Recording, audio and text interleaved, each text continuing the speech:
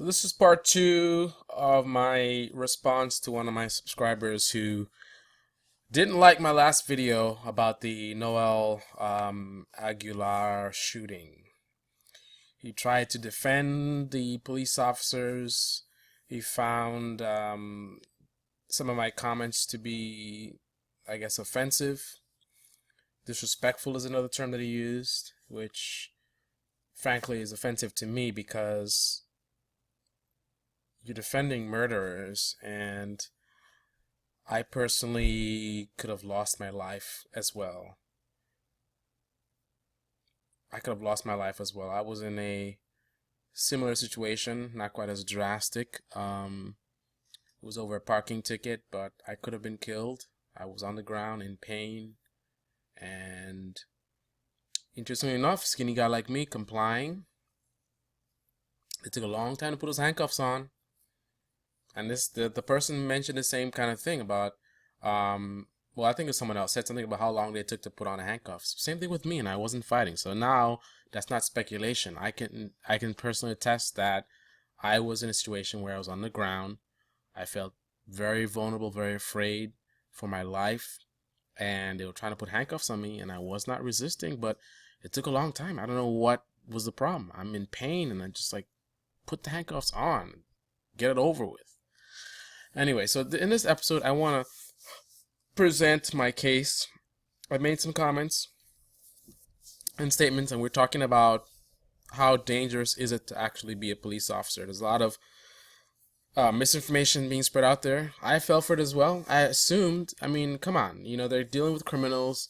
We know what criminals do. They have guns and things like that, and we think about gangs, so I naturally assumed that it was a dangerous job, and I was told that it was not. And as usual, I don't just accept what I'm told, so I did my own research, and now I know without a doubt that being a police officer is actually not a very dangerous job at all. In spite of the subscriber who actually said to me in response to some of that stuff, how he had guns pulled on him.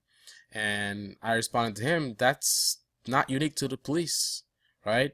People get more than guns pulled on them. They get killed every day, right? So the fact that he had guns pulled on him, that doesn't necessarily mean anything, right? I don't know what area he's on duty. I mean, if you're a police officer in a bad neighborhood, of course it's going to be dangerous for you. It's dangerous for everyone in a bad neighborhood, right? It's not because you're a police officer why your life is in danger. I mean, you have a little baby in a living room getting shot by a drive-by, right? I mean, this happens all the time. So I don't want to hear about you had an incident happen to you personally. I want you to talk about globally, per 100,000 officers, what is the death rate? All right, so let's get into it. So people want to talk about how it's just a bad egg. It's just a few bad eggs. Most cops are good. Although whenever things go down, good cops are never anywhere to be found. And that's a big thing right there when you talk about, it's only a few bad eggs. Think about in any normal work environment. When you have a few bad eggs, what happens? The majority rules, right? The majority will squeeze them out. They will tell on them. They will get them out of there, right? If you're the joker in the office that's stealing stuff, or you're not doing your work or whatever, you're going to be squeezed out, right? People are going to call you on it. But somehow these things happen all the time, and I don't see the good officers that are calling out their partners. They're not saying anything. They just let these things happen, right? Just like how the police officers all laughed at me at the police station, how they mocked my military service. And I forgot to mention also, again, in defense of the fact that I don't hate police officers, is that I went to a police officer's funeral. I didn't even know the police officer. This is when I was living in New York. I went to a police officer's funeral just to show support, and someone I'd never met. And on my way back to the office, I got pulled over and harassed by a police officer. I mentioned to them very politely and respectfully, I'm just like, look, I'm not breaking any laws here. Here's the program from the funeral. Just let them know I just came from an officer's funeral. It was in the news, so it was known about this. And I ended up getting a ticket for riding my motorcycle with headphones on and with my headlight off in the daytime. This was an electrical issue I was dealing with. But, I mean, really? Frivolous tickets. So someone shows support for, an officer, a fellow officer, and that's your response. Two bogus tickets. And also, he was getting rude with me and arrogant with me. And it's just, wow. So anyway, let's look at police misconduct. The second most popular form of misconduct with the police department is sexual misconduct. The top one is obviously like excessive force. And notice in here they reference minors. Sexual activity such as sexual assault or sexual battery. In this chart here, you can see it's mostly minors. Sexual misconduct, mostly minors. It's kind of 50-50 almost, but it's mostly minors. Another very big and bad thing that the police departments are doing throughout this country is this bogus drug war. We have people that are serving years and years behind bars for silly things like marijuana. Families are being broken apart and split apart for nonsense like marijuana. Why is marijuana illegal when one of the most brutal and dangerous drugs that is causing so much harm is alcohol, and that is totally legal?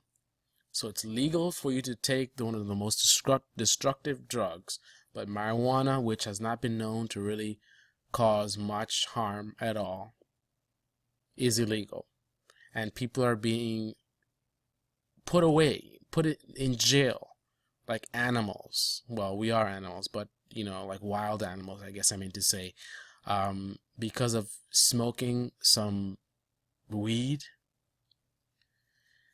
Really. So let's look at the misconduct. Approximately 11% of the reports tracked this year involve U.S. drug policies. 698 law enforcement officers were involved in reported misconduct that involved drugs in some way. And there was actually an incident, so not even the police are safe. There was an incident where a female officer got promoted to captain in Newark, New Jersey, and fellow officers planted drugs in her car. Right. So I'm sure that's in the 698 law enforcement officers involved in misconduct regarding drugs. 343 of those law enforcement officers were criminally charged, convicted, or sentenced for those incidents. So you see, we're looking at just about half of them actually getting convicted. At least 7 lives were lost due to misconduct involving drug laws. 7 lives lost. At least 11.2 million was spent on civil litigation due to drug law related police misconduct. That's the cost that we're paying for this nonsense. Here's a map of misconduct per capita, so you can look for your state here on this map. You can see the legend here, lower left. The current U.S. average projected police misconduct rate is an estimated 977.98 officers per 100,000. That's almost 1,000 per 100,000 officers. As calculated using data gathered from all 2010, this is also a very slight decrease over last year's estimated average.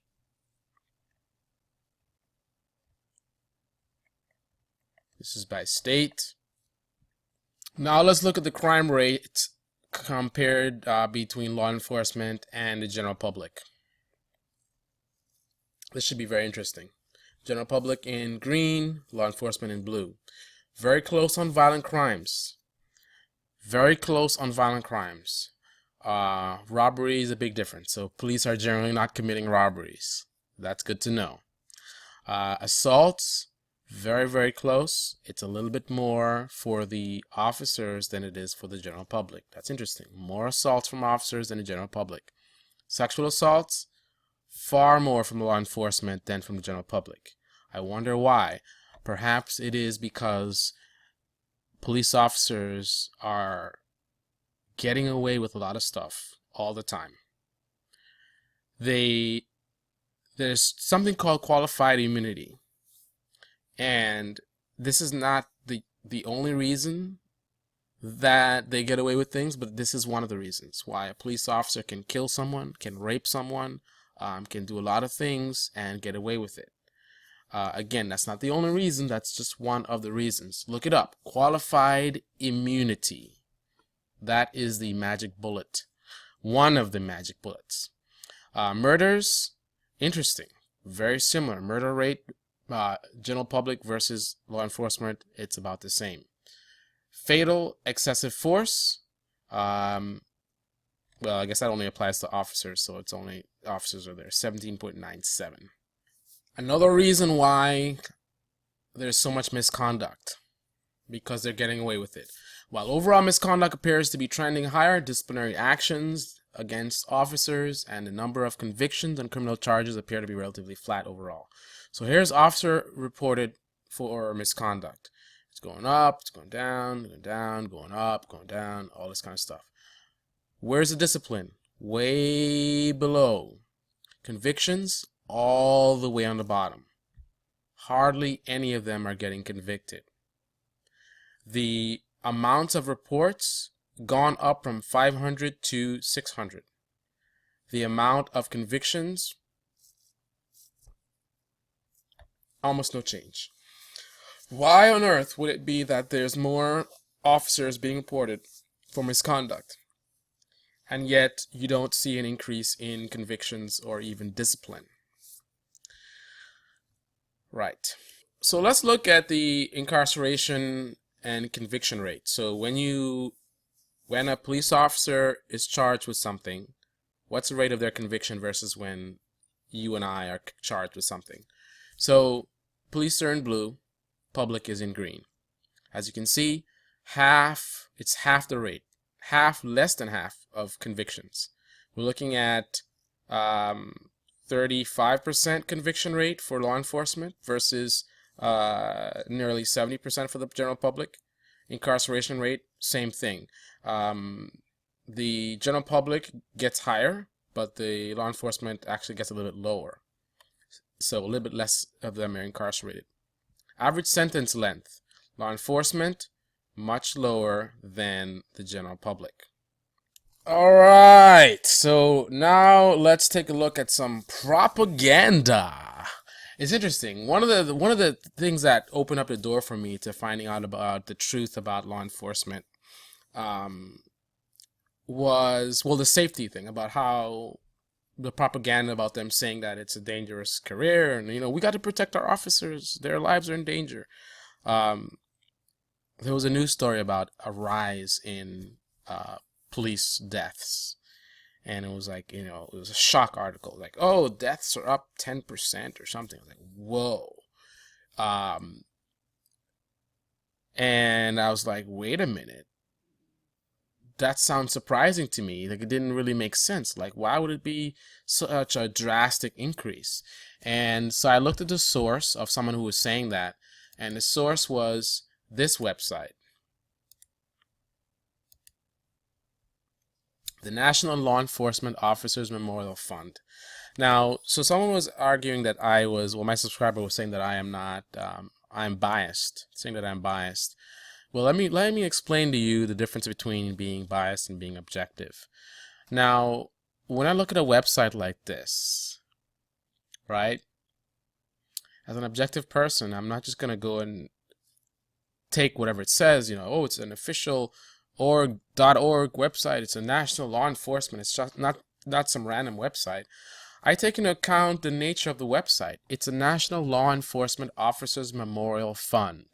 Respect, honor, and remember. You think there's a little bit of a conflict of interest here? I mean, this website, the entire purpose of the website is dealing with officers being killed in the line of duty, right? So it would be in their best interest to kind of push an agenda of, how dangerous it is, and by the way, I mean no disrespect to anyone maybe someone who's watching this who, you've lost a partner, or someone, an officer, a fellow officer that died. But what we're talking about here, it's something that needs to be talked about. Just like how I talked about the corruption in the military, right? It sucks. It's embarrassing as former military, but hiding it, not talking about it, and being in denial of it just allows it to happen even more. I value the lives of the innocent civilians that are being killed more than my honor or whatever, allegiance to the military. And I would hope that any good officer, if you're a good officer, then your allegiance should be first to the people that you serve, the people that you took an oath to protect and serve. Your allegiance should be to them first, and then your department second. So if your department is corrupt, the priority should be to get rid of the corruption, not to hide it and not to pretend it doesn't exist. So that being said, as you can see right here, you can see it says up 70%. Fatalities up 109%.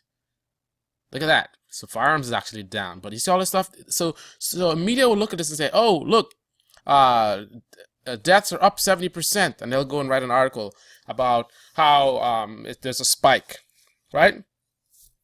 But check this out. Again, being objective, not just going to take things, oh, okay, there it is. Blah, blah, blah. I look at the nature of the website. Whose website is this? What's their agenda? And then I dig deeper. I don't want to just look at this arrow. So within the very website itself, I found this. Same website, right? Officer deaths by year by year breakdown. All right, this is how many officers they are recording that have died. All right, so let's look at the real deal. Now, 1792, one officer, then it's 4. See, it's going up. 1854, 10, 12, 24. All right, so you can see the pattern. More and more officers are being killed on duty, but I'm sure that's a lot out of it has to do with the police forces becoming bigger and bigger, right? Because we're back in the 1800s, guys. 1920s. So look at now in the 1920s, 1930s, 200, 300 officers, right? And you see it falls drastically to 85, 1943. Then it goes up to 112. So now let's get to the current times where we are now. Year 2000, 162. 2001, 241. I wonder why there would be so many officers killed in 2001. 9/11. All right, that was 9/11. So even 9/11, it's 241.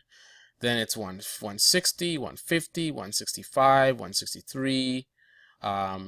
So and then get to 2014, it's 117. Do you see what happened there? The amount of officers killed in 2014, 117. That's drastically down from look at all these years, 90, 88, 91. Look at all of this. Way more officers were so the rate is actually down. 2013 was 107. 2012 126, right? As opposed to look what it was before. Look at that. That is much lower than it's been for quite some time. 171, 161. So as of right now, the amount of police fatalities are in fact down, right? But what you're looking at and what you need to be careful of, if it goes up from 107 to 117, then it can record that as whatever percentage rise, and they'll say, oh, it's spiked up to 5% or whatever. It fluctuates from year to year. This is not necessarily a trend or anything. As we can see, it's always done that. 9/11, it spiked up, then it dropped back down to 160, which is actually lower than the previous year of 2000. I mean, the year to year, different things happen, right? It's 160 this year, it's 149 that year. But of course, people want to play propaganda between 91 and 92. They're going to say, oh, it spiked up to 161, right? And then they'll be quiet the next year when it goes down to 158. No one will say anything. Then it spikes up to 1994. Oh, look at how many officers died this year. And actually, so it actually was on a rise. It actually was a little bit of a trend going on. It was 160. But yeah, but it went up, then went down. Then it went up higher, and then it went higher, but then it dropped back down. I mean, it fluctuates. I don't see anything crazy. The biggest thing was 9/11, where it dropped to 41. And let's see, particularly bad years. Another bad year was 2011, but I'm guessing something happened in 2011. We do historically, something might have happened. I don't know, but that was not a particularly good year. But I mean, look at 2007, 192.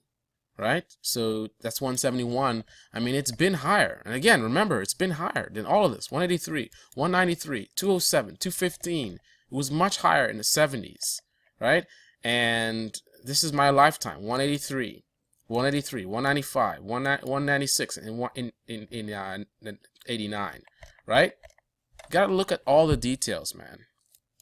So how dangerous is it to be a police officer? Police work isn't as dangerous as you may think. After the senseless death of tragic funerals of 2 young New York City policemen, cops have got to be thinking about assassination.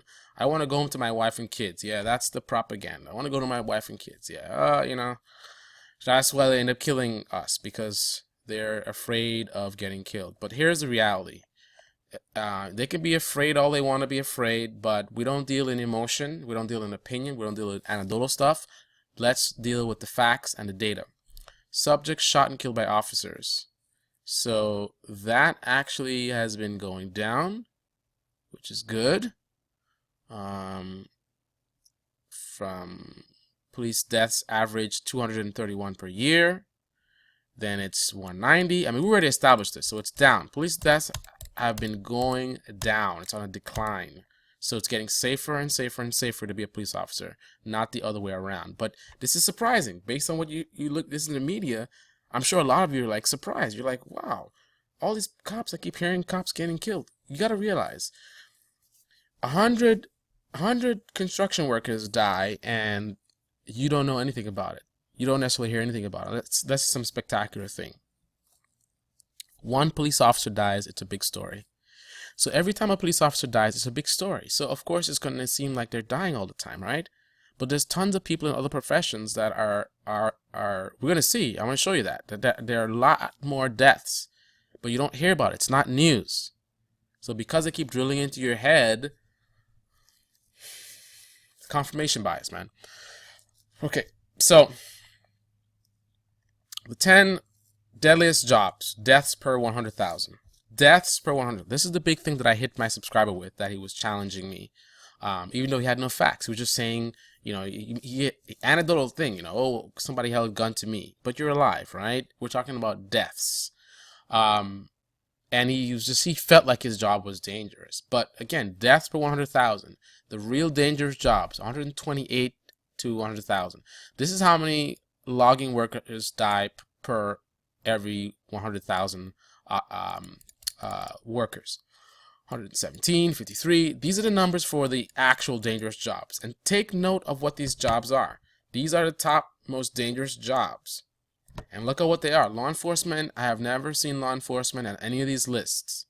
You can't argue with facts, right? This is not opinion, this is facts. I mean, I don't understand the mentality of when you present someone with facts, you present them with the data, and they just want to just totally like in one ear and out the other. It's kind of like, nah. I mean, it's like, come on.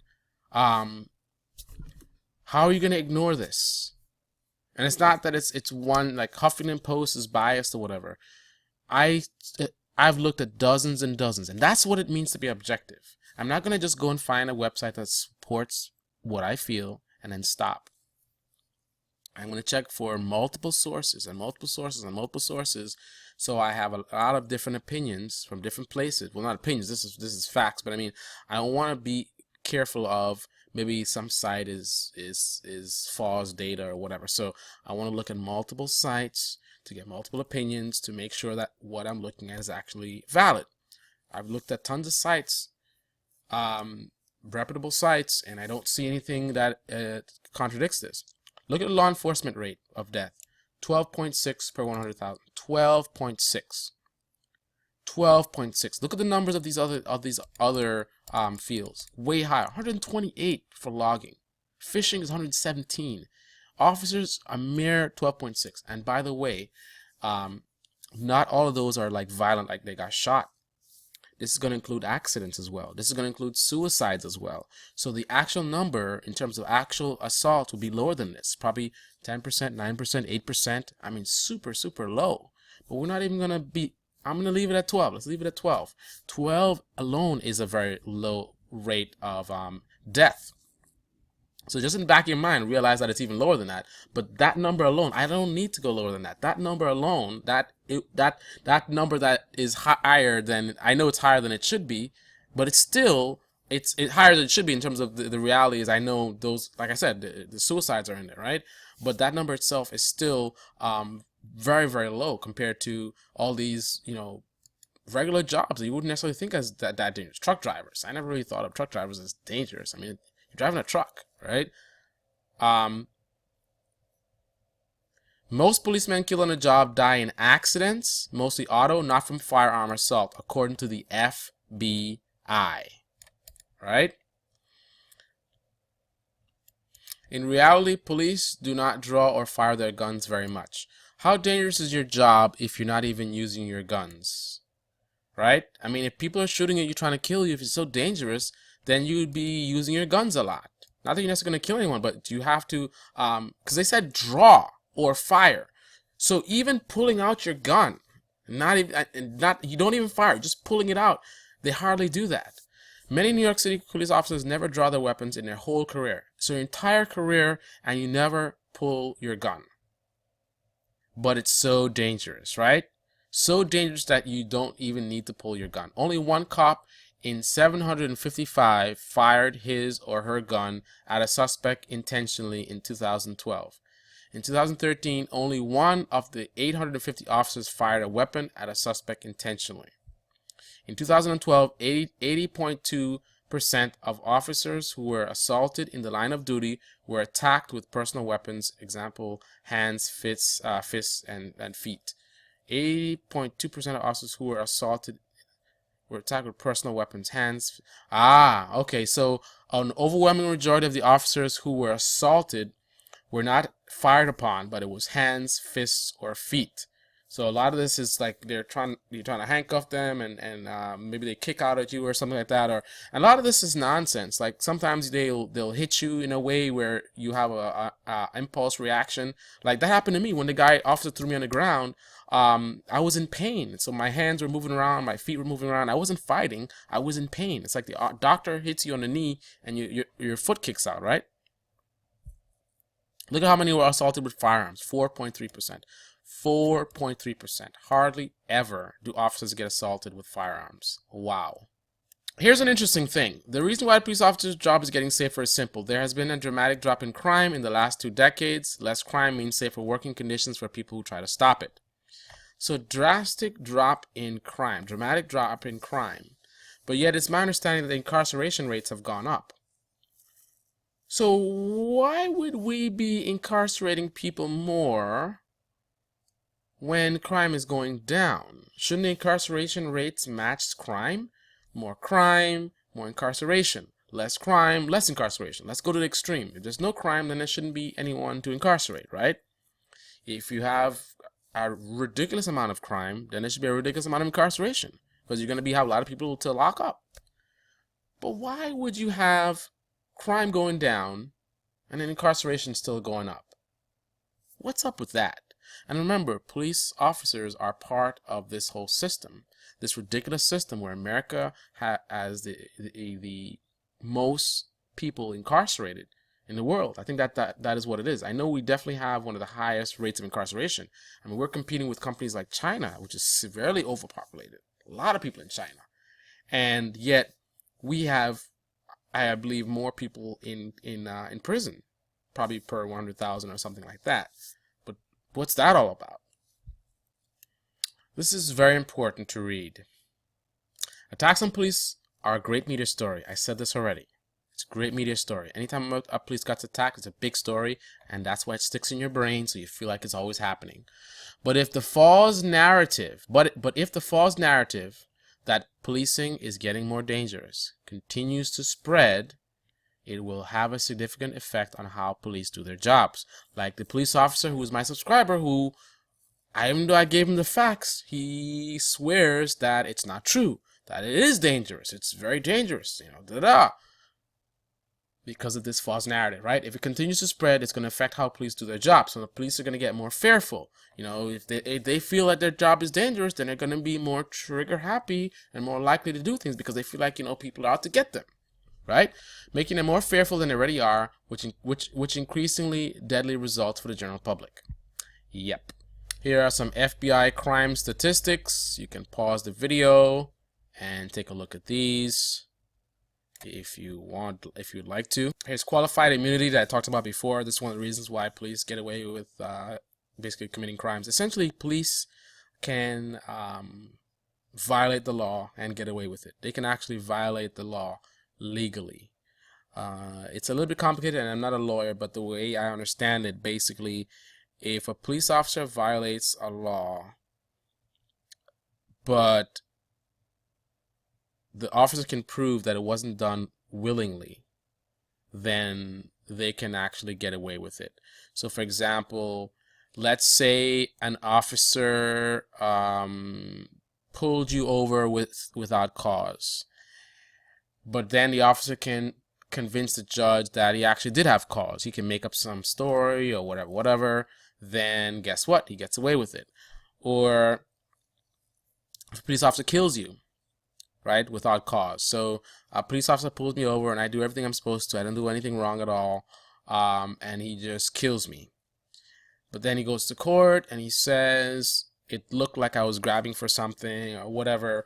Or he pulled the trigger by accident or whatever it is. Just as long as he can prove that he didn't intentionally mean to do it, then he can get away with it. So qualified immunity shields public officials from damages for civil liability so long as they did not violate an individual clearly established statutory or constitutional rights. Clearly established. The immunity is available to state or federal employees, including law enforcement officers who are performing their jobs. Let's look at Wiki, what it says.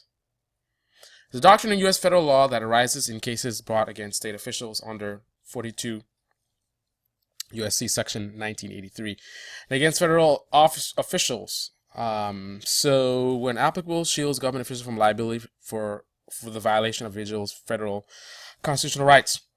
This grant of immunity is available to state and federal employees. I wanted to tell us more about how it works. An outline. Okay, you guys can read that. But and again, I'm not a lawyer. It's interesting. I actually bumped into some NYPD officers who told me, as a stranger, they knew I was ex-military. That's it.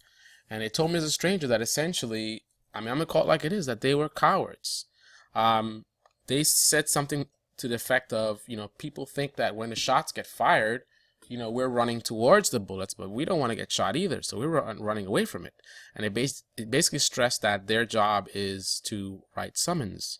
They're there to, after the fact, to show up. I mean, I've heard people say this, but now I'm hearing actual officers admitting this, and they feel comfortable admitting this to a stranger. What does that say to you? What does that tell you? So what's up with the LAPD? So most of my writing is actually done in the Los Angeles area. I do a lot of writing in Mulholland Drive, for example. And I will say that as far as my interaction with the LAPD, it's interesting because LAPD has a bad reputation and they certainly have done bad things. I'm not going to deny that.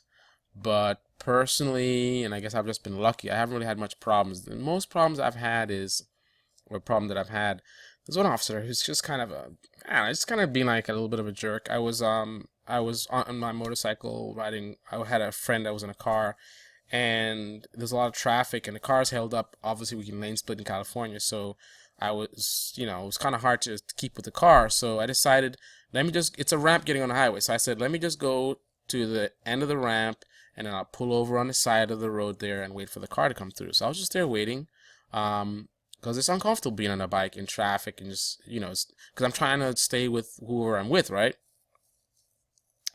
And it's not a big deal. So the officer came and he just told me I couldn't be there. And it's just like, the traffic was moving very slow, so it wasn't like it was dangerous.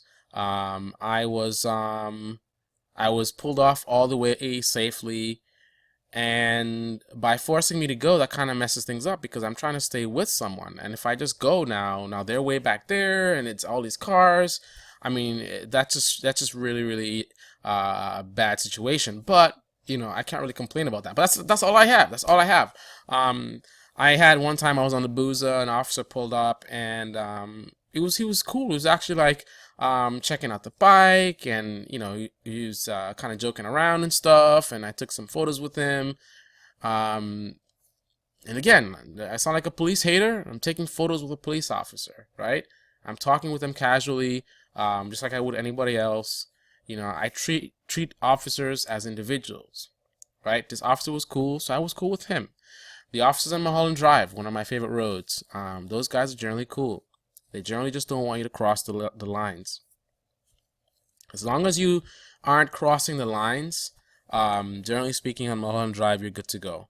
I mean, we're leaning, getting really low in the turns and having a great time. I mean, I think a lot of other places I've ridden all around the world, and a lot of other places, I think they would have a problem with that. Just even being loud exhaust, they're gonna harass you. But we're essentially using some of those roads as, I don't want to put officers on the spot, but it's kind of like we're using like a racetrack, really. But as long as you're not out of control, and again, you don't cross the line, that's a big thing. They're big on crossing the line. You cross the line, they will get on you. So just be sensible. They're fine with you having fun and enjoying your bikes, which again is, to me, a very unique experience. And this is LAPD, which has a bad reputation. That's why I always say it's about the individual. It's about the individual. It's not about the uniform. The uniform means nothing. It's about who is wearing the uniform, right? So it's not about LAPD is bad or NYPD is bad. It's about officers, individual officers. So let's go through a little bit of history. So the history of my interaction with law enforcement and crime in general. I grew up in an area that is high on the list of most violent in the entire world. I was born in what is described as the murder capital of the world. That's the place of my birth. And where I grew up, again, is high on the list of most dangerous places in the world. That's how I started life from, birth to 16, 17 years old. And then I moved to East Boston, which is not the safest area in Massachusetts at all. So there's East Boston, as you can see in relation to everything else. So in East Boston, nothing really drastic happened. There used to be a lot of fights at the bus station where I used to wait. I think that's around Maverick, I think is where it was. Yeah, that looks like it. Yeah. Oh yeah, I remember these places. So a lot of times, let's see if we can get a street view. Let's get you out of the way. Memory lane. Oh yeah. Yeah, this is it. Yep. That's it. There's a train station. And guys would be fighting right over here. Just whatever, random, whatever. Never guns, just fist fighting and stuff. And that's about it. And then there was that night where I got chased. The guy was drunk or whatever. I don't know what his deal was, but somewhere on one of these streets here, I'm walking home, and some weird guy, I notice he's like following me. So I cross the street. So then I take off, and he takes off. I'm like, oh shoot, so this guy's definitely following me. Nothing ever came of it. That's about it. So as far as actual crime, so even living in a bad neighborhood, I didn't really have anything happen to me other than that one incident with that guy and the stuff that I witnessed with those guys fighting. It was actually in Cambridge. So if we go to Cambridge, Massachusetts, which is Harvard University. Yeah, Harvard University is right there. So I know where it was too. I'll take exactly where it was. 1776 Mass Ave. There we go. Right here was where a guy came in and robbed a business that I was working at in this area. And I freaked out, man. I thought this guy had a knife. I mean, I thought he had a gun, but it was actually a knife that he had, and he stole some of the products that we had there that we were selling. This is the internet. I don't be giving out too much of my personal information, so that's why I'm being kind of ambiguous. But that's it. No one was hurt. He ran off. One of the people that worked there tried to chase him down like an idiot. I mean, we were not making any money at all. It wasn't worth risking your life to go chase after some guy. We had insurance. That was kind of silly, but whatever. To each their own. So yeah. So that was it. And that's it for my adult life. That was the only time where my life was really directly threatened by a criminal. But many times after that, my life was threatened by police officers, which is interesting. Again, this is the last time. It's a long time ago. This is the last time that a criminal directly threatened my life. Right? I've been alive for almost 4 decades.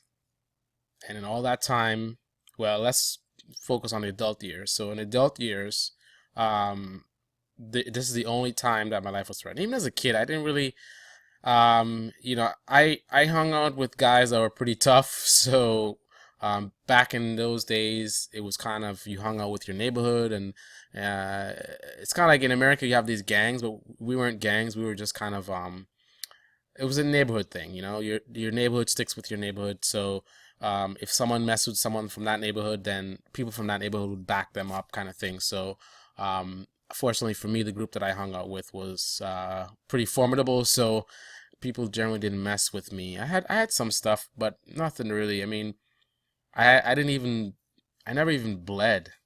That's the thing to tell you. Like, nothing ever bled. I never bled, like someone fought me and I got cut or anything like that. I don't even know if I was even ever punched. Probably, I'm sure somebody must have punched me, but I don't remember even being punched. It was like headlocks and stuff like that. So, unfortunately, that wasn't the case for my friends. A lot of them are either dead or in jail at this point. But that was it. That was it for me. Adult life. This is the only time that a criminal threatened my life directly.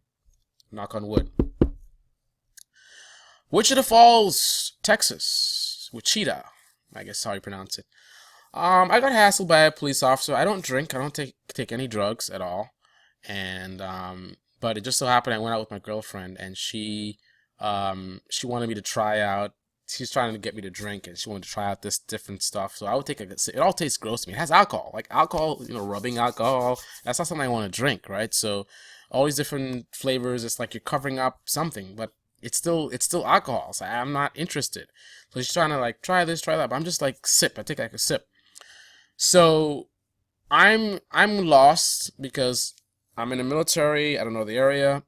I'm in a mall that's closed. Everything closed at like 2 a.m. there. I'm in a rent-a-car, probably a Ford Taurus. I used to like those cars to rent. And I'm just in the road that leads out of the mall. Again, it's closed, so there's no one there. There's no traffic. I'm not blocking any traffic. And I think I might have stopped for a second before I got out onto the main road. Just check the map. Officer pulls up on me and he claims that I'm suspicious, blah, blah, blah. And then he's like, have you been drinking? I'm like, I don't know if I told him no. I mean, taking sips, I don't know if that's technically drinking. I mean, I was just taking sips. I didn't actually drink anything, but whatever. He claims he smelled alcohol in my breath. I don't know if alcohol is that strong. Like, just taking a few sips can do that, but whatever. I'm not a drinker, so I don't know how that stuff goes, but he claims he could smell alcohol on me. So that was the first and only time that I've ever done that I remember doing a sobriety test. So he had me stand on one leg and all this kind of stuff. So that's not the worst of anything. I mean, I don't remember him being particularly rude or anything. My main thing is that I wasn't doing anything, so it's like, why are you bothering me? And I'm in a foreign area. I don't know what's gonna happen. It's Texas, so I don't know if it's like, is this guy racist or whatever. It's a little scary when I'm not doing anything, and then I have a guy with a gun. That's the funny thing. People look at officers like that because you're wearing a uniform that makes you special. an officer is just a human being like everybody else.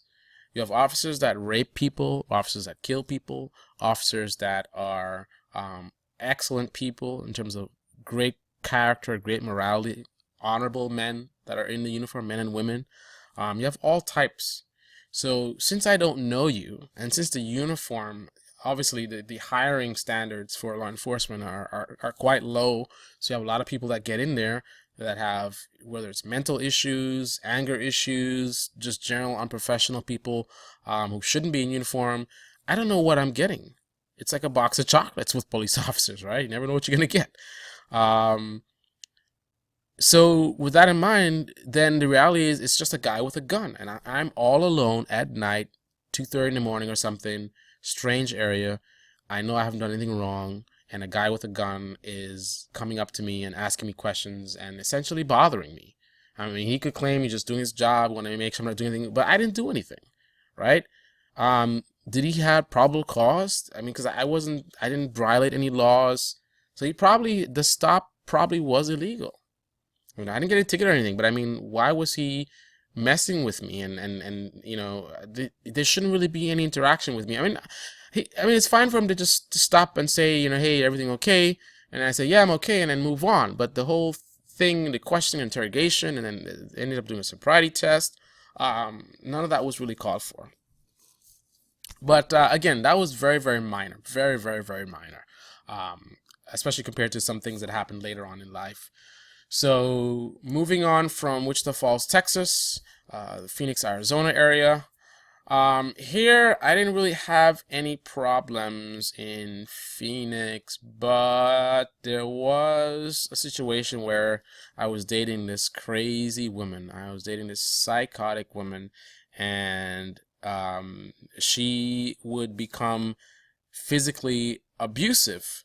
Now, not saying that she was like beating me up or anything, like she definitely didn't like beat me up or like I'm all bloody or anything like that type of thing, but she definitely would hit me. And it's funny to talk about this because I know it could definitely be misconstrued, because it may sound like, hey, you had a girlfriend, like she was beating on you. It wasn't that type of thing. I mean, on a rare occasion we'd get into an argument and things would get very heated, and she would get, like start hitting on me. There's one time she actually ripped one of my shirts. So psycho like that. Or I'm driving on the road and she's arguing with me, and then she's like grabbing the wheel, and I mean, crazy, nutcase, absolute nutcase. And I don't remember. It's a long, long time ago. Things kind of got serious to where, um, I think I got to the point where I felt like my life might be threatened because I didn't know how. I mean, apparently she was a little bit unstable. So without getting into too much details, I can definitely say that there was a time where I tried to. I don't know what she did. She did some crazy stuff, man. But I tried to reach out to the local law enforcement there, and I remember feeling kind of like mocked. Kind of the attitude was, because I'm a guy, you know, what, you got your girl beating on you, like, or it's like, it's silly, right? But the minute that she calls them up, right? This never happened. I never hit a woman, but if I were to hit her, right? Because that's the whole thing. The attitude is I'm a man, she's no risk to me, right? But if she's no risk to me, how can that be the case if the reality is if I even tapped her, I'm probably going to jail, right? She calls him up and says that I hit her. I'm going to jail probably, right? No questions asked. Yet she can do all kinds of stuff to me, and I call the cops, and the attitude is just kind of like, it's kind of like a mocking type of deal. So definitely didn't feel like the police had my back. Definitely felt discriminated against, not because of my skin color, but because of my gender. And this is something I know a lot of men deal with marriage and all this kind of stuff, where the women are favored, the favored gender, even though we're supposedly a man's world, right? It's a man's world where a woman can beat a guy and do all kind of stuff and get away with it. But if a guy even thinks about doing something, he can get in trouble because women have accused men of rape where they haven't raped them, and guys go to jail. It's really really sucks. Here is where I got in handcuffs for the first time in my life. This is when I was living in New York. I was on my way to work, like a Monday morning. It's like 7 in the morning. You hear how I speak. I'm well spoken. I don't curse. Um, I am respectful, even to people who are not respectful to me. The officer in another incident who assaulted me, I never called him a name. I never, I pay your taxes, the typical things that people say that are disrespectful. And I'm not saying that they're wrong for that necessarily because, sometimes officers are really overstepping their bounds.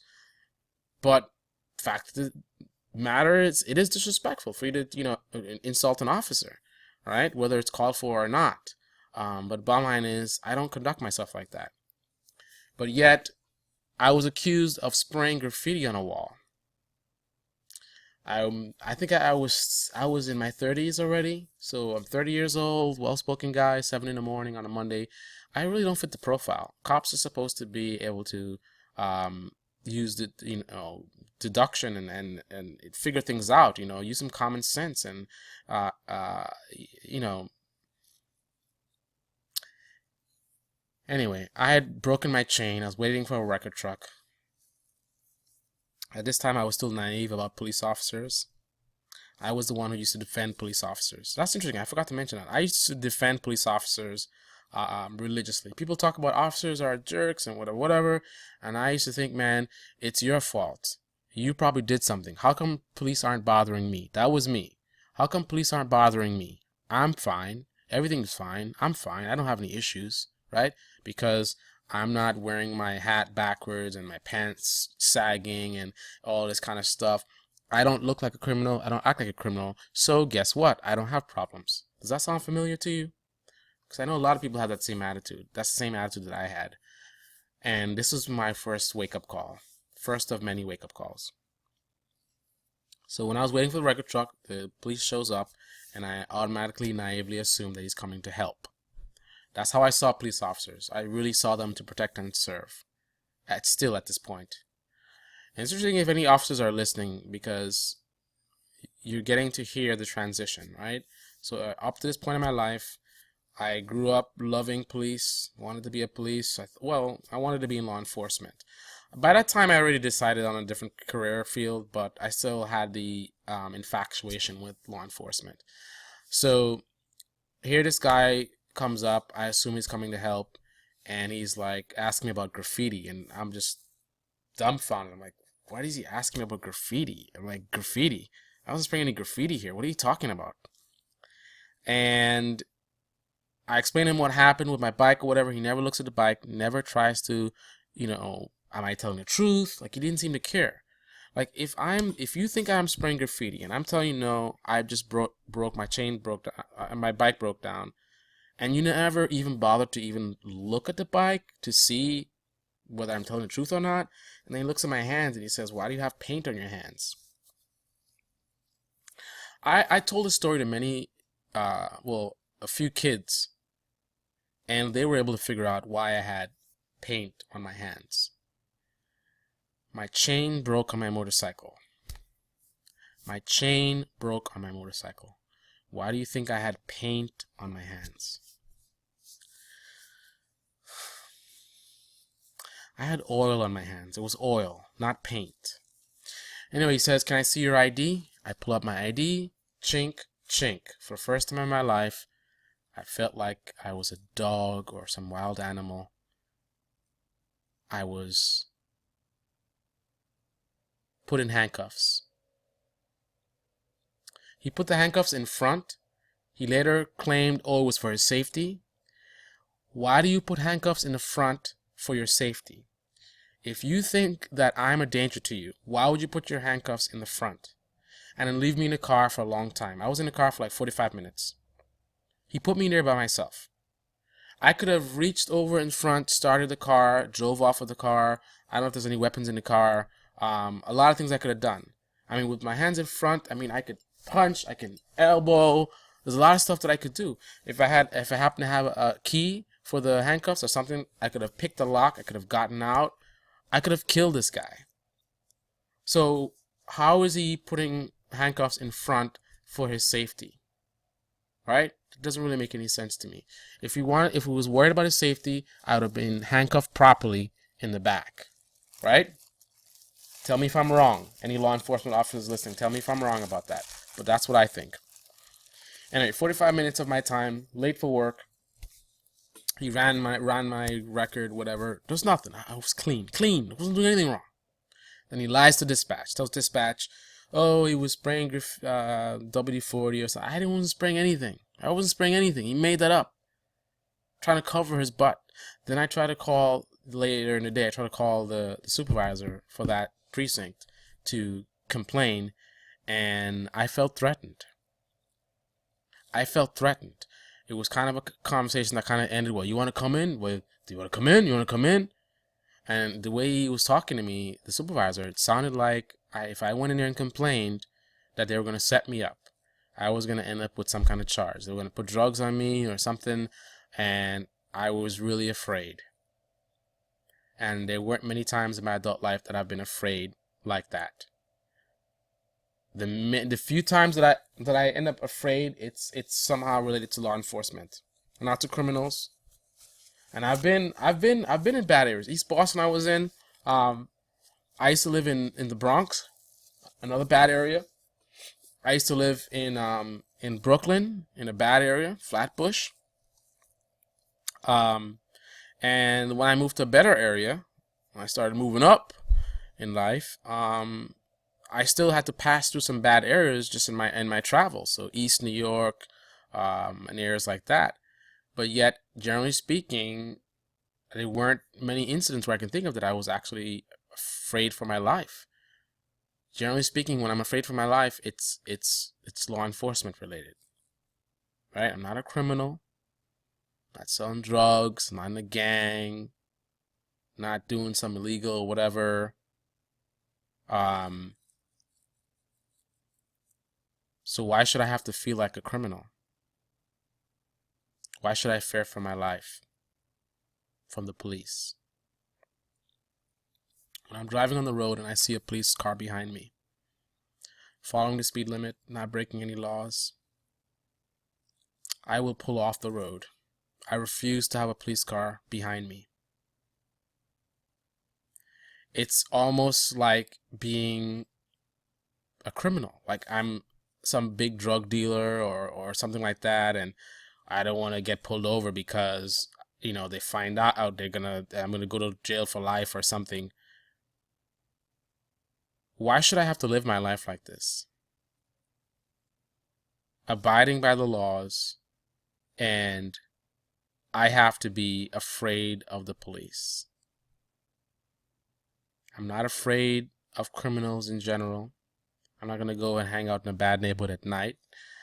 But generally speaking, I generally don't mind living in a really nice neighborhood.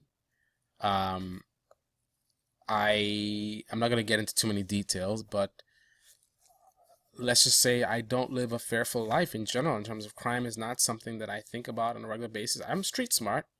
I keep I keep aware of my surroundings and stuff like that. But in general, I'm not worried about crime.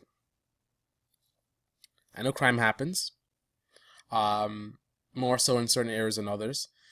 But in my life, the main risk for me is the police. So that was that incident. In Newark, there was that incident where a police captain, female, I think I mentioned this before, police captain got promoted and her fellow police officers put drugs in her car. And then when I was doing some research regarding an incident that happened there, I found out that a lot of cases against police officers are from other police officers. So you have a lot of police officers suing police officers. So even amongst themselves, there's corruption. So it's not just against the public, it's even against themselves. Wow. In Newark, that is not Newark, but in New Jersey, because when I lived in New York, I used to ride out to New Jersey all the time, and I got assaulted over a $50 parking ticket because I asked to speak to the supervisor.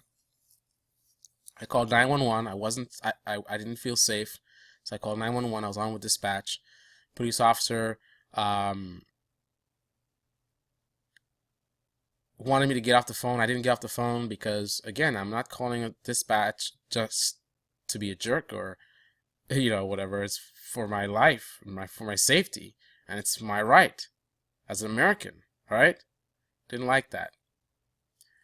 And somehow, in order to put handcuffs in me, polite me, skinny 160-pound me, he had to throw me down on the ground. Had me in excruciating pain. I had marks on my arms for quite some time. He could have broken my wrist. Who knows what could have happened. I could have been killed because I was in pain, so my legs are moving around, and that's where they play the games of like, oh, he kicked me. And you have these dumb... You have the public who are just so dumbed down that they'll watch the video of me on the ground and they'll see my foot move and it looks like I'm kicking, like, he was fighting, he's resisting. I wasn't resisting. I wasn't resisting any more than when you go to the doctor's office and he hits you on your knee and your foot goes out. You're not resisting. You're not assaulting the doctor. You're not trying to kick the doctor. I'm a human being, right? Survival instinct is very strong. There's certain things that I have no control over. If you inflict certain pain to my body in certain places, my body, not me, my body will react. Right? And there's no way I can really control it. And if you don't have the ability to think and you're watching the video and you see me moving around and you're like, look what he's doing. And then even the fact of how long it took to handcuff. One of the guys commented on my video and saying about why it took so long to handcuff. It was the same thing with me. I was totally complying, totally respectful, and they had a hard time with me, skinny me. This is a big officer. He's bigger than me, stronger than me. If they can't handcuff and they can't manage to deal with someone like me, respectful, well-spoken me, then how can they manage the average citizen who has a temperament that they can't even handle someone cutting them off? Average person, I see someone cuts them off and it's like, F you, blah, blah, blah. Me, I'm laughing. I laugh at people that cut me off. So with my attitude, my positive attitude, and the kind of person that I am, he had to resort to violence to deal with me. So how does an officer deal with someone who tells them a jerk and I pay your salary and F you and you cops are scum and all that kind of stuff? It's no wonder that we see all these people getting killed. And I'm not saying that it's because people are antagonizing the police, but I'm just saying I'm the easiest case. I'm the easiest case. I'm like, if you have this new police officer who is not the best person suited to be a police officer, they don't have the right temperament for it, like they have a bad temper or something like that, I would be the perfect person to arrest, right? I'm polite, I'm respectful, I'm not gonna fight you. If you can't handle me as a police officer, that is that just says, man, how unqualified you are for the job. You do not belong in a uniform if you cannot manage someone like me. That just, wow. I won't get into details, but let's just say that case was thrown out after it took a year of my life. I didn't go to jail for a year. I did go to jail for that. I wasn't sentenced to jail, though. It was the usual court nonsense. I actually ended up getting arrested related to that. I was in like slippers. I didn't have my wallet with me, no ID, no phone. So I had to be in jail for some time because I couldn't call anyone. I didn't have any numbers memorized. I didn't have my cell phone. They wouldn't even give me paper to write letters, so I could write letters to someone to get me out of there. So I ended up being in jail for, I don't know, it was like 6 days or something ridiculous like that. And that was not sentence. That was just me being arrested because of this incident that occurred. I guess they put a warrant out, and I think I got pulled over, and then they found the warrants. I ended up being in jail because I couldn't bail myself out. I couldn't contact anyone. I didn't have any money, nothing. I asked the officers, this is in my neighborhood, nice neighborhood, if I could go home and get my money, get my documents, police escorted, of course, whatever. They refused. I asked them to secure the residence because the door was open. my car was open or something, and they said they would. They did not. So for 6 days, the door was open, windows were open, and the car was open or something like that, and they just totally betrayed me, left my stuff out there. They're supposed to serve and protect, but yet they left my residence open for 6 days. They left my vehicle open for 6 days. How hard would it have been to do what they said they were going to do, which is to go and secure the residence? That case was thrown out. The judge was absolutely disgusted by the whole thing. So, like I said, it's not about the uniform. It's about the individual. It's not about the court system. It's about the individual. So I had a good judge that did the right thing. But unfortunately, that also means the officer completely got away with everything he did. Yet another incident where officers get away.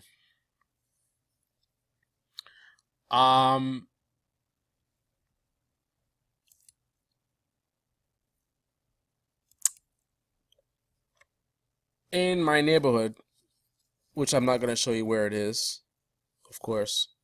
So it's a good neighborhood. And you know, upscale, whatever. And I kind of felt that was actually one of the few places I felt safe. Like I remember I said one of the biggest fears I had was police officers. But in my area, I felt like, you know, I'm in a good area. Nothing really happens here. I kind of dropped my guard a little bit. I had an incident where I was doing a video and in the area, and someone called the cops on me because they said I looked suspicious. Cops, I was riding my bicycle home. They ran up on me, wanted to know what I was doing. I showed them the video. It's for my YouTube channel. I showed them the video so they could see, hey, this is what I was doing. It was nothing, so I wasn't doing anything bad. So they see the evidence. I proved that I'm not doing anything. And in the area that I was in, there's really nothing I could have done there. I mean, other than like graffiti or killing some plants. But I said, go down there and take a look. They sent an officer down there. There's no damage, no nothing. And again, the kind of area is not even like, it's not an area that you could be selling drugs or anything. There's nothing bad you could have really been doing there. Graffiti or killing plants is about it. So you don't see any evidence of any damage. I show you what I've been doing on the thing, but they were insisting on, they wanted to see ID. In the particular area where I was, you're not required to show ID. That is the law. And my thing is, I want to minimize my interaction with the police. It's not about whether I'm legal or illegal or whatever. It's a matter of, I know I'm not doing anything wrong, and it's within my constitutional rights. Certain states, not all states, I don't have to show ID. I don't want to show ID. I don't want you checking anything or whatever. Because I had an incident one time where there was an old ticket that I had missed, and then they put warrants. They put warrants for you to go to jail over like a speeding ticket or something trivial. That's the country that we live in. That's why we have so many people in jail. We put people in jail for anything. And the system is set up in a way that supports that, because I remember one time where I was like, is there a way that I can check everywhere to know where they have any open tickets? And they were like, no, there's no way. You'd have to call each precinct individually or something like that, and that's ridiculous. There's not even an easy way for you to make sure that everything's legit. So you never know. Anytime a police runs your record or your ID or whatever, you never know what's going to come back, right? And in general, you want to avoid interaction with the police. So I exercised my right. I didn't want to show ID. They didn't like that. I'm like, I don't have to show ID. I was very polite. They insisted. I didn't show them ID, so they arrested me. They arrested me illegally because they had no reason to arrest me. I was within my right not to show ID. I wasn't committing a crime. They didn't have any evidence to show that there was suspicion I was committing a crime. They responded to a call, suspicious activity. They came. They confirmed that there was nothing going on. There's no need to show ID. But this guy insisted on violating my rights. And I go to the station. I ask for a supervisor. Again, right? Like the last time. The guy wouldn't give me a supervisor. And then he yells at me. He's like, I don't know if he told me to shut up or what. I don't know what he said to me, but he yells at me like I'm a child. I'm respectful to them the whole time. And now I'm getting yelled at like a child. Yeah. It's only a few bad eggs, though. Irvine, California. Here, I actually had an officer pull up on, I forgot what bike that they ride, but I think it's a BMW, the 1200 GS or something like that. And he was actually pretty cool. He came, he pulled up, we casual conversation, we talked about my bike, I talked about his bike, I took photos with him. Positive interaction. And like I said, it's not about the uniform. This guy came up, he was cool, I was cool with him. I do not hate the cops. I hate what some cops are doing, right? I hate the bad cops, not cops in general. Oh, I think I talked about this already. Mulholland Drive, one of my favorite roads. Cops are cool, man. Just don't cross the lines. And that's one of the few places where I feel like they're actually there to serve and protect, because, they look out for those, because the guys that run over the line, they could kill me, man. So I want them to stop that. And, when people crash and stuff like that, they're right there to help. So, thumbs up Mulholland Drive, cops. And I think that's about it. That's all I wanted to really cover. Take a look at this. This is something I mentioned earlier. Look at the incarceration rate per 100,000. Skyrockets in the 70s, way up to a peak in 2005. Look at the crime rate. Crime rate rises to 1985 and then it stays steady, and it starts falling off in 1995. Crime rate rises to 1985, which is right about here, and then it stays steady. So this would be the crime rate, and then it starts falling off. But look at incarceration. Why would incarceration rate it's way off from the crime rate. So why are all these people in jail? What is this about? What's happening here? Right? If the incarceration rate goes to such an extreme, we should see a spike in crime as well, right? Because what is the reason why these people are in jail? If more people are going to jail, there should be more crimes, which should be the reason why they're in jail in the first place. But where are the crimes that they're committing while they're in jail? As a police officer, whether you're a good police officer or a bad police officer, you are part of this. You are part of feeding the prison industrial complex. And I hope that of the few good police officers that are out there, that you're actually doing something about this. I graduated and I received the Commissioner's Award for the trainee that exhibits the most leadership. I was the first in my class to make detective. It took me a year after I got out to make detective, and that was probably one of the most proud moments of my life.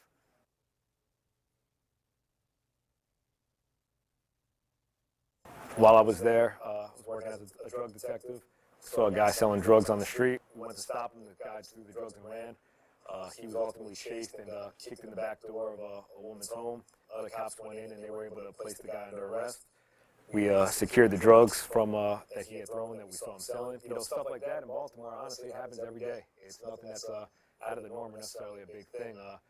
Unfortunate thing was that this guy kicked in the back door of a woman who was the girlfriend of another cop that I didn't know personally, in a different part of the city, an off-duty cop. After he was placed in our transport wagon and sent down to the city jail, the sergeant spoke to the off-duty officer. They had some sort of communication, and the sergeant on the radio called the wagon back, brought the suspect back into the house, and they brought him into a back room where he was assaulted. Ultimately, I found out later on that he had his ankle broken, and he had also said that he was assaulted and beat.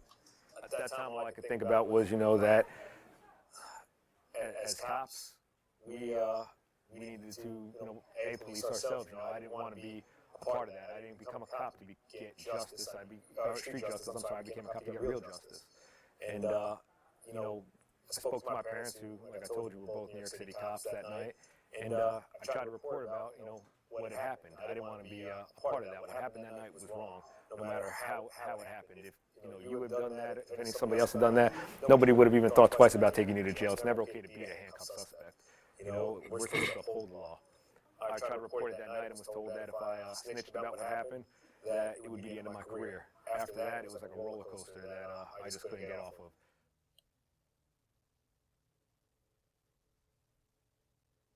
I had to deal with, being called a snitch and a rat by sergeants and other officers. I had multiple times I called for backup, and nobody came to back me up, in dangerous situations, chasing a felony drug suspect. Nobody from my squad told me they didn't want to ride with me because I talked about what had happened. I had a sergeant call me and threaten me at my house and tell me I better pray to God I'm not the star witness. Somebody placed a dead rat of mine in my wife's car. It kept going even from there. I was moved around to the point where I didn't even know where I was supposed to be going to work. I didn't know where I was reporting on a daily basis. It just got to the point where I couldn't do my job. The badge I had didn't mean anything. I was being told, hey, for the next 12 hours, I need you to stare at this alley, and I need you to tell me, if anybody tries to rob or break into any of these houses, or stare at this trail and see if anybody comes up this trail for the next 8 hours. It's just a few bad eggs, though, right? I'm making this stuff up. They need to bring in the government to start doing their job. They need to start policing this type of way or that type of way. Well, cops normally don't speak out socially because it's not quote unquote professional, but the world can say whatever they want about cops, but the cops can't say nothing back. Do know that cops have voice too, and this cop is going to speak out. I'm going to keep it professional but real at the same time. So with that being said, my name is Billy Ray Fields. I'm 33 years of age. I'm currently 5 years and running as a police officer in South Georgia. And people come to me all the time and say, Fields, man, it's a bad time to be a cop right now. Well, I say it's a perfect time to be a cop simply because we see on the news, social media, and just everyday talks how police have been abusing their authority. Well, I go on record and say I promote the movement in what you see. I promote the cops that are getting exposed for all the wrongdoings that they do, especially in this day and age where the good cops are getting bad reps. This movement that we're witnessing sees the bad, the racist, and the crooked cops getting removed from their respective agencies. And I love it. Believe it or not, world, there are still good police officers like myself out there that still exist. I don't support the looting and the violence that's been going on in this country behind the movement that's taking place. But hey, this wouldn't be America if there wasn't any violence. I'm disgusted by seeing our young black youth killed and abused. It's not just the black race, it's the Hispanic race, the white race, the Asian race, all ethnic groups that's been abused or assaulted wrongfully by a cop. When I became a cop, I took an oath, knowing I was facing these streets. Listen, first of all, ignorance of the law is no excuse. That's why I educate the uneducated people about the do's and the don'ts of the law. This young generation, they're our future, and some of them don't have a clue nor a plan. So it's my job to not only uphold the law, but show, guide, and lead them in the right direction. For the people that know me, know I'm the same guy with the badge on as well as it off. I give the dope boys and the gang members the same amount of respect and courtesy as I would a judge or a lawyer. Because at the end of the day, we've all done bad at one time or another. It's not my job to judge how you choose to live your life because we're all one nation under God. This video was never made to go viral or be the talk of the town. But this video may cause me to get looked at a little differently, maybe to my level of success in this police. So, as I stated, it's not about the uniform, it's about the individual. And here it looks like I'm making assumptions here. I don't know this guy, I don't know his record. Looks like this might actually be one of the few good cops that are out there. Were you outspoken? Did you see any corruption while you were on the inside? Most definitely, I did see it, and I was also a part of it, and also a participant of being part of the system at one time in my life. It's a moment where, I'm not proud to talk about it, but I talk about it because I believe that there is a atonement that needs to be done by people to recognize and to deal with societal issues that isn't just on one person, okay, but rather a issue that is systemic and that's been going around for a long time. And so for me, I did witness acts of police brutality. I also participated in it, and so I stand here naked in my own truth of what I know, what I saw, and hopefully not to be demonized. But to discuss an issue that right now is a topic of great conversation within our country. So, obviously, you're not from Dallas, but you've been traveling the country. What are you doing now? What is your activism? My activism right So these are just a few officers, and many officers that have spoken out as well. So definitely need to give them credit for that. But while we're giving credit for them actually speaking out to say, they are good cops, that not only good cops, but they actually spoke out against these things, we have to acknowledge what they're actually speaking out against. This officer's admitting being part of the police brutality, admitting the corruption in LAPD. The other police officer talked about Baltimore and New York. So I don't hate cops. I hate what bad cops do. And I hate the idea that as a society we are still so infatuated with the police department, like I was as a kid. Grown adults are still caught up in this, all these police shows and stuff that seduce you, to where we'll make excuses for the wrongs that they do. We'll make excuses, we'll be in denial. And it's not just the citizens, some of the officers themselves making excuses. As long as we continue to make excuses for what is going on, and as long as we continue to act as if